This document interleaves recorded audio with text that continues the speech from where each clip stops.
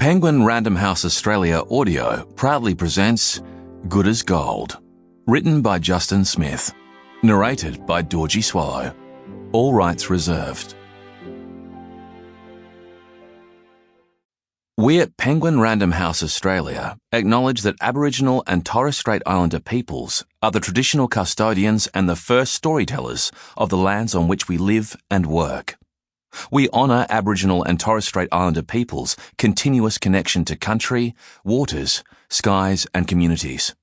We celebrate Aboriginal and Torres Strait Islander stories, traditions and living cultures, and we pay our respects to elders past and present. This is a work of fiction. Names, characters, places and incidents either are the product of the author's imagination or are used fictitiously. Any resemblance to actual persons, living or dead, events or locales is entirely coincidental. For Merrin, Emily and Hannah. Always. And for Nick Rye and Ray Kitchingman. There'd be no book without them. The first Melbourne Cup was run on the 7th of November, 1861. The prestigious new horse race offered 930 gold sovereigns to the winner. But before the prize could be given, it was stolen. And this is what happened. 5 miles from the gold mining town of Mull Creek, there were 3 fires burning, and each camp had no knowledge of the others.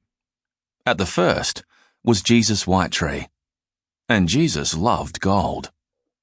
For the time and place he lived, Jesus had an unusual name. But he didn't know that. There were many things he didn't know.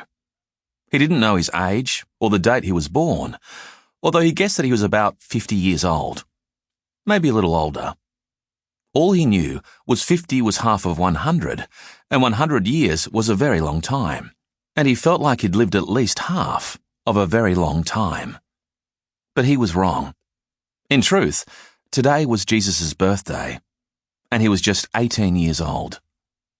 He had never seen a calendar, and he'd never heard much about dates and months and years.